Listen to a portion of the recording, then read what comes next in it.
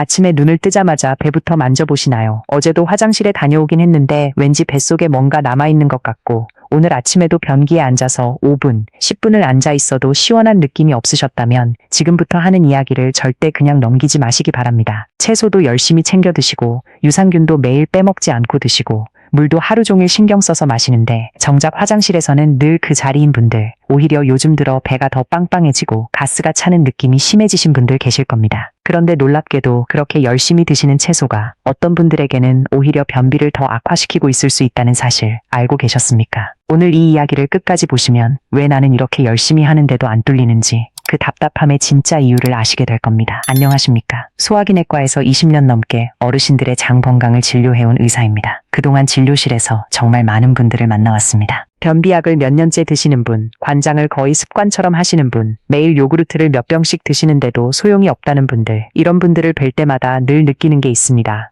변비라는 게 그냥 한 가지 증상이 아니라 사실은 몇 가지 완전히 다른 원인에서 시작된다는 겁니다. 그런데 이걸 모르고 무조건 채소만 늘리고 유산균만 늘리다 보면 오히려 몸이 더 힘들어지는 경우를 정말 많이 봤습니다. 오늘은 그 이야기를 여러분께 차근차근 풀어드리려고 합니다. 오늘 영상에서는 이런 순서로 말씀드리겠습니다. 먼저 변비에도 몇 가지 서로 다른 유형이 있다는 것, 그리고 우리가 흔히 알고 있는 변비 상식 중에 사실은 틀린 것들이 무엇인지, 왜 장이 점점 게을러지는지, 그 원리를, 그리고 지금 내 상태를 스스로 점검해 볼 수 있는 방법을, 마지막으로 오늘 저녁부터 당장 시작할 수 있는 구체적인 하루 루틴까지 전부 말씀드리겠습니다. 그리고 어떤 증상이 나타나면 그냥 넘기지 말고 반드시 병원에 가셔야 하는지도 마지막에 꼭 말씀드릴 테니 끝까지 함께 해주시기 바랍니다. 이야기를 시작하기 전에 실제로 제 진료실에 오셨던 한 분의 이야기를 먼저 들려드리고 싶습니다. 물론 신상은 보호해드리기 위해 조금 각색했다는 점 양해 부탁드립니다. 대전에 사시는 64세 이명자 여사님이라는 분이 계셨습니다. 이 여사님은 몇 년 전 남편분과 사별하시고 혼자 지내시면서부터 변비가 심해지셨다고 하셨습니다. 처음에는 그냥 스트레스 때문이겠거니 하고 넘기셨는데 시간이 지날수록 점점 심해져서 나중에는 나흘, 닷새씩 화장실을 못 가는 일이 반복됐다고 하셨습니다. 그러다 보니 자연스럽게 채소를 더 많이 드시기 시작했습니다. 상추며 배추며 매 끼니마다 그릇 가득 채소를 담아 드셨다고 합니다. 그런데 이상하게도 채소를 더 먹을수록 배는 더 부풀어 오르고 가스는 더 차고 정작 변은 시원하게 나오지 않았다고 하셨습니다. 이 여사님은 저에게 이렇게 물으셨습니다. 선생님, 저는 정말 열심히 채소 먹고 있는데 왜 이럴까요? 그때 제가 여러 가지를 여쭤보면서 알게 된 게 있었습니다.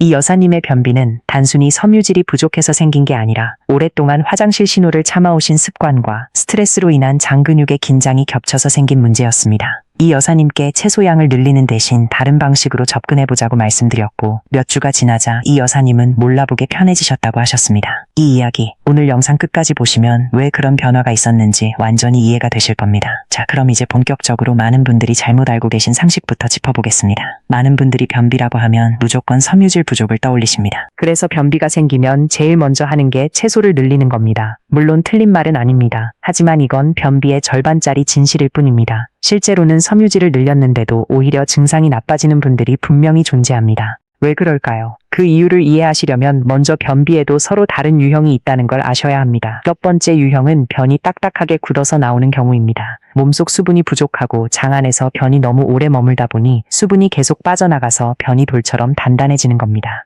이런 분들은 화장실에서 마치 작은 돌덩이를 밀어내는 듯한 통증을 느끼신다고 표현하십니다. 두 번째 유형은 장 자체가 게을러진 경우입니다. 장의 연동운동, 그러니까 음식물을 앞으로 밀어내는 그 움직임 자체가 둔해진 겁니다.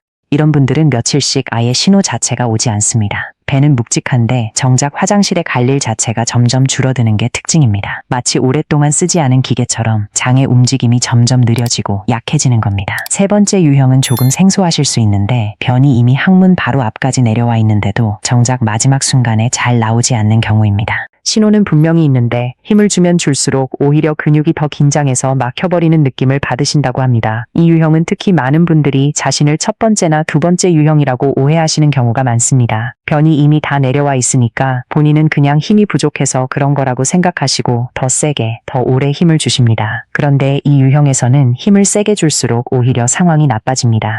화장실에서 10분, 20분씩 앉아 계시는 분들 중 상당수가 사실 이 유형에 해당하는 경우가 많습니다. 여기서 정말 중요한 사실이 하나 있습니다. 이 세 가지 유형에 따라서 섬유질이 도움이 되는 경우와 오히려 독이 되는 경우가 완전히 나뉜다는 겁니다. 특히 이미 장 안에 딱딱하게 굳은 변이 자리 잡고 있는 상태에서 물에 녹지 않는 불용성 섬유질을 계속 늘리시면 오히려 문제가 더 커질 수 있습니다. 이 불용성 섬유질이라는 게 물을 직접 흡수하는 게 아니라 주변 수분을 끌어당기는 성질이 있습니다. 그러다 보니 이미 굳어있는 변 주변으로 수분이 몰리면서 전체적인 부피는 커지는데 정작 그 안에 있는 딱딱한 덩어리는 그대로 남아있게 되는 겁니다. 쉽게 비유를 들자면 이미 굳어버린 시멘트 위에 마른 모래를 계속 붓는 것과 비슷합니다. 부피는 늘어나고 무거워지는데 정작 그 안에 있는 덩어리는 조금도 움직이지 않는 겁니다. 그래서 이명자 여사님처럼 채소를 그렇게 열심히 드셨는데도 배가 오히려 더 빵빵해지고 답답해지셨던 겁니다. 열심히 먹는 것과 장이 실제로 움직이는 것은 전혀 다른 문제라는 걸 꼭 기억하셔야 합니다. 여기서 한 가지 더 말씀드리고 싶은 오해가 있습니다. 바로 유산균에 대한 오해입니다.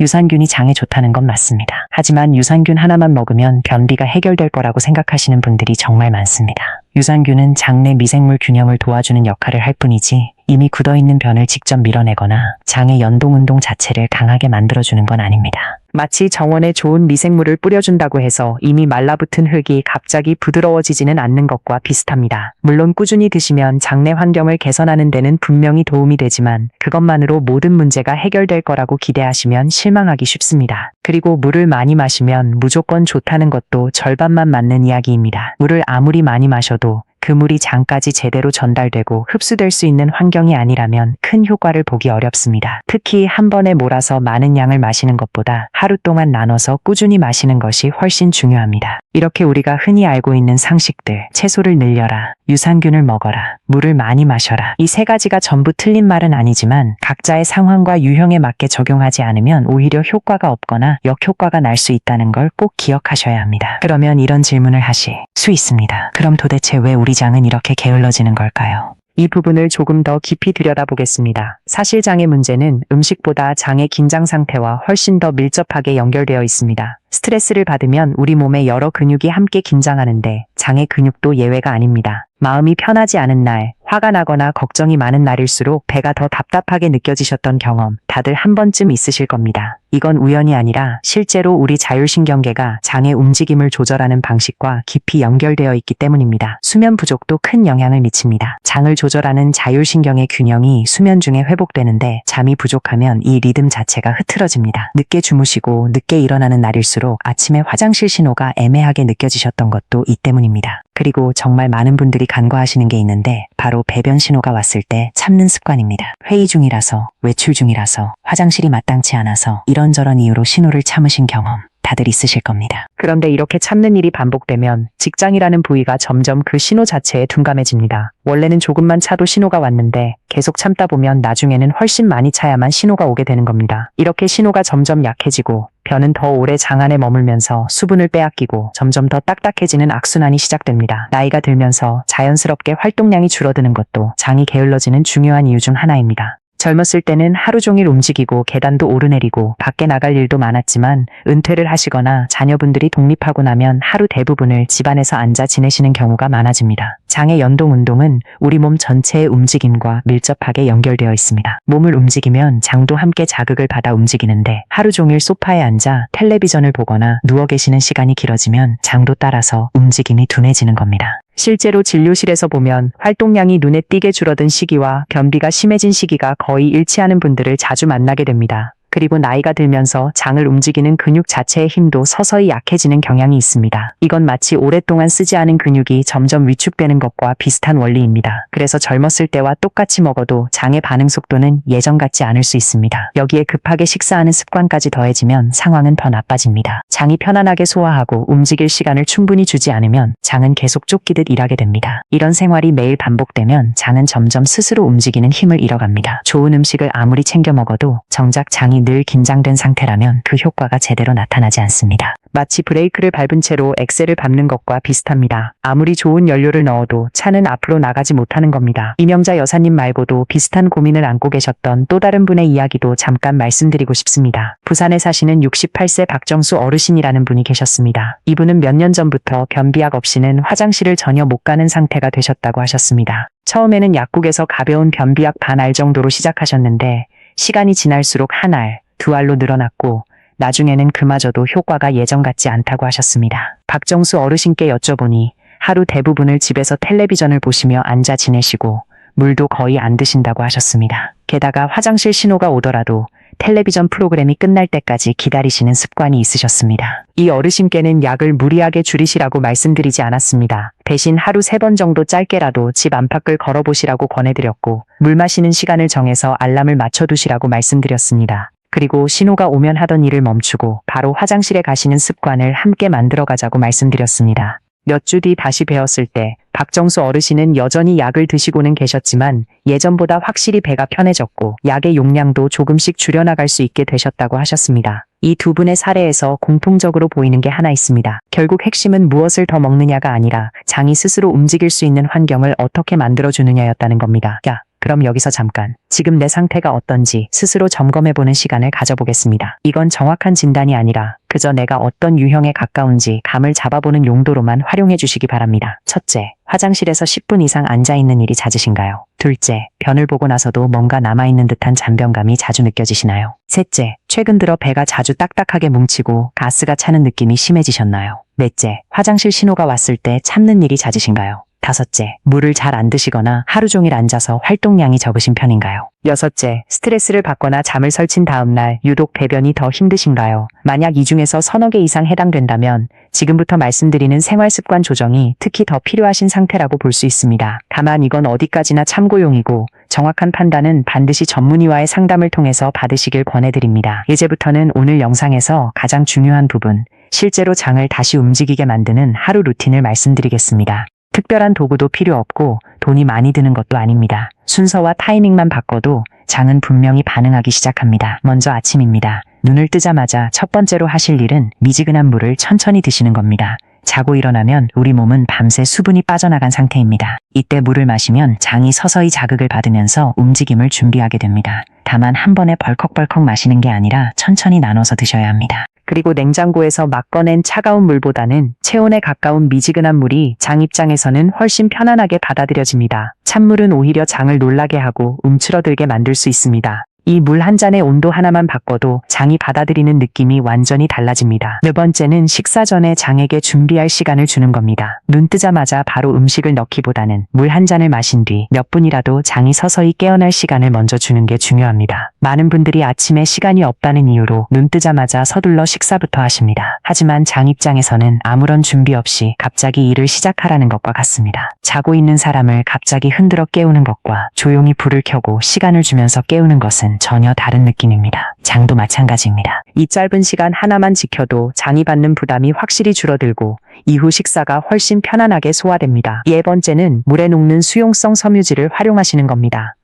앞서 말씀드린 물에 녹지 않는 불용성 섬유질과는 완전히 다른 종류입니다. 차전자피나 물에 불린 치아씨처럼 물을 머금어서 젤처럼 변하는 종류를 말씀드리는 겁니다. 이런 종류는 변을 딱딱하게 만드는 게 아니라 오히려 부드럽게 감싸주는 역할을 합니다. 다만 사람마다 반응이 다를 수 있기 때문에 처음부터 많은 양을 드시지 마시고 소량부터 천천히 시작하시는 게 안전합니다. 두 번째는 건강한 지방을 적절히 활용하시는 겁니다. 견과류나 올리브유, 들기름 같은 지방은 장 점막을 부드럽게 만들어주고 변이 장벽을 타고 좀 더 매끄럽게 이동할 수 있도록 도와주는 역할을 합니다. 마른 파이프에 기름칠을 하는 것과 비슷한 원리라고 생각하시면 이해가 쉬우실 겁니다. 다만 과하게 드시면 오히려 속이 더부룩해질 수 있으니 한 번에 많이 드시기보다는 적당한 양을 꾸준히 활용하시는 게 핵심입니다. 낮 시간에는 무엇보다 신호가 왔을 때 절대 참지 않는 것이 가장 중요합니다. 지금 당장 화장실에 가기 어려운 상황이라도 최대한 빠른 시간 안에 가시는 게 좋습니다. 그리고 하루 중간중간 물을 충분히 나눠서 드셔야 합니다. 한 번에 많이 마시는 것보다 조금씩 자주 마시는 게 장에는 훨씬 도움이 됩니다. 또한 가벼운 걷기 운동을 하루 중 틈틈이 해주시는 것도 큰 도움이 됩니다. 특히 식사 후 10분 정도 가볍게 걷는 습관은 장의 연동 운동을 자연스럽게 자극해줍니다. 저녁에는 늦은 야식을 줄이고 식사 시간을 가능한 일정하게 유지하는 게 좋습니다. 매일 다른 시간에 불규칙하게 식사하면 장도 언제 움직여야 할지 리듬을 잡기가 어렵습니다. 잠들기 직전까지 뱃속에 음식이 남아있으면 밤사이 장이 쉬어야 할 시간까지 소화에 매달리게 됩니다. 그리고 하루를 마무리하면서 배에 손을 얹고 시계 방향으로 천천히 원을 그리듯 마사지를 해주시는 것도 긴장을 풀어주는 데 도움이 됩니다. 이 마사지는 배꼽을 중심으로 시계 방향으로, 그러니까 오른쪽 아랫배에서 시작해서 위로 올라갔다가 왼쪽으로, 다시 아래로 내려오는 방향으로 부드럽게 원을 그려주시면 됩니다.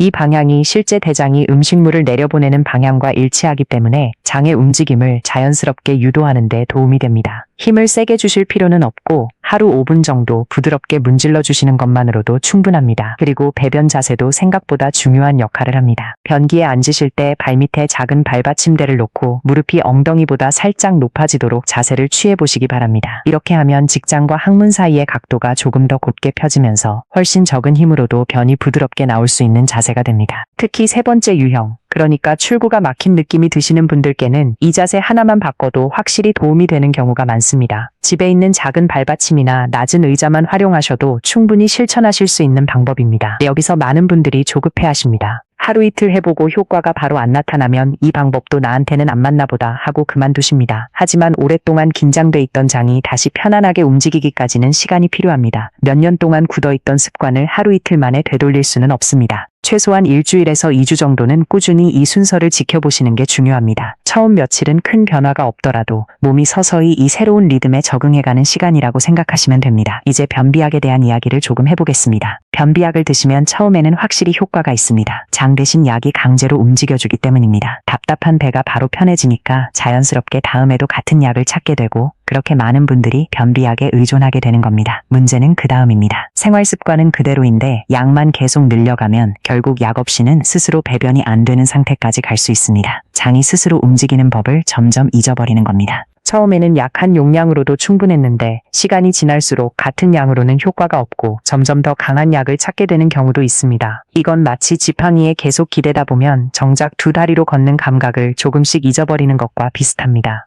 그래서 약보다 중요한 건 장이 다시 스스로 움직일 수 있는 환경을 만드는 일입니다. 지금 드시는 약을 당장 끊으시라는 말씀이 아닙니다. 약에만 기대지 마시고 앞서 말씀드린 생활 습관들을 함께 만들어 가셔야 한다는 뜻입니다. 약을 조절하거나 끊는 문제는 반드시 담당 의사와 상의하신 후에 결정하시기 바랍니다. 특히 매일 같은 시간에 똑같은 약을 습관처럼 드시고 계시다면 한 번쯤은 지금 내 변비가 어떤 유형인지부터 점검해 보시는 게 좋습니다. 한 가지 더 말씀드리고 싶은 것은 이 모든 습관을 실천하실 때 너무 완벽하게 해내려고 스스로를 몰아붙이지 않으셨으면 하는 겁니다. 어떤 날은 아침에 물 마시는 걸 깜빡하실 수도 있고 어떤 날은 걷기 운동을 못 하실 수도 있습니다. 그럴 때 나는 역시 안 되는구나 하고 자책하실 필요가 전혀 없습니다. 장이라는 게 하루 이틀의 실수로 크게 나빠지는 게 아니라 오랜 시간 쌓여온 습관의 결과이듯 좋아지는 것도 마찬가지로 며칠의 완벽함이 아니라 오랜 시간의 꾸준함으로 만들어지는 겁니다. 하루 놓쳤다면 다음날 다시 시작하시면 됩니다. 이런 마음가짐 자체가 스트레스를 줄여주고 결과적으로 장 건강에도 도움이 됩니다.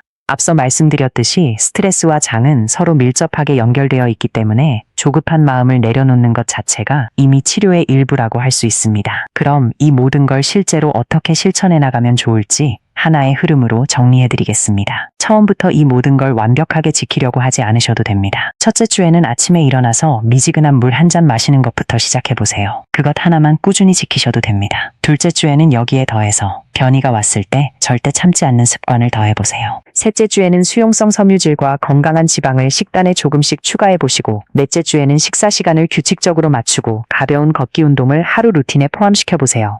이렇게 한 주씩 하나씩 쌓아가시면 한 달 뒤에는 자연스럽게 4가지 습관이 하나로 합쳐진 완성된 하루 루틴을 갖추시게 되는 겁니다. 그리고 가능하시다면 매일 화장실을 다녀오신 시간과 느낌을 간단하게 메모해 보시는 것도 큰 도움이 됩니다. 시원했는지, 잔변감이 있었는지, 그날 스트레스가 있었는지 정도만 적어두셔도 나중에 내 몸의 패턴을 파악하는 데 큰 도움이 됩니다. 그리고 혼자 하시기보다는 가족분들과 함께 아침 물 마시기, 식사 후 걷기 같은 습관을 함께 실천하시면 훨씬 오래 지속하실 수 있습니다. 자녀분들이나 배우자분과 함께 식사 후 동네 한 바퀴를 도는 것만으로도 서로에게 좋은 습관을 만들어주는 계기가 될 수 있습니다. 다만 여기서 반드시 기억하셔야 할 게 있습니다. 지금까지 말씀드린 생활 습관은 일반적인 기능성 변비에 해당하는 이야기입니다.